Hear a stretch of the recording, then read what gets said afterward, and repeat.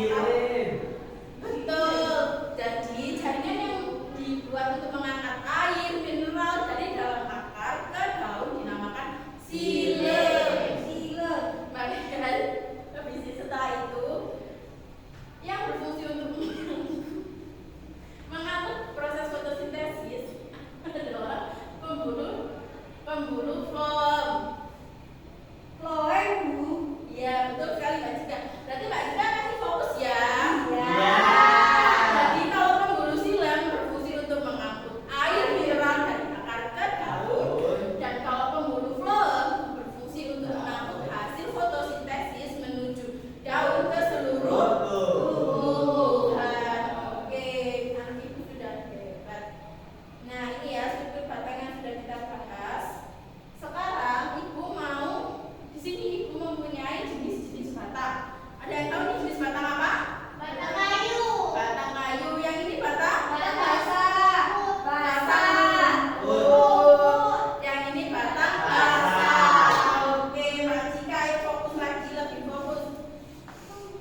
Nah, di sini ibu mempunyai beberapa gambar tanaman. Nanti kalian akan mengelompokkan gambar-gambar ini termasuk dalam jenis batang apa? Paham sampai sini? Paham. Oke, ibu bagikan ya. Ya.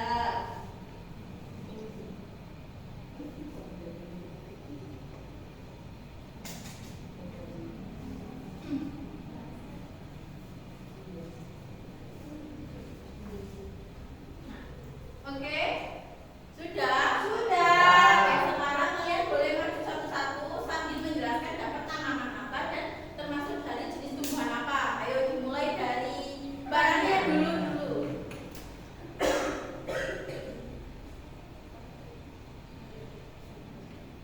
Jadi aku mendapatkan selada air. Selada air termasuk dalam batang basah. Oke, betul sekali, tepuk tangan untuk barangnya. Ayo sekarang Mbak Cika. Mbak Cika dapat batang apa? Dapat pohon jati yang bisa menjulang tinggi dan teksturnya keras. Oke, berarti termasuk dalam jenis batang apa? Batang kayu. Oke, tepuk tangan untuk Mbak Cika. Sekarang Mas Aris yang terakhir. Mas Aris dapat tanaman apa? Dapat tanaman padi, termasuk dari batang rumput. Oke, batang rumput yang mana Mas Aris? Batang rumput itu teksturnya lunak, kemudian punya kelas yang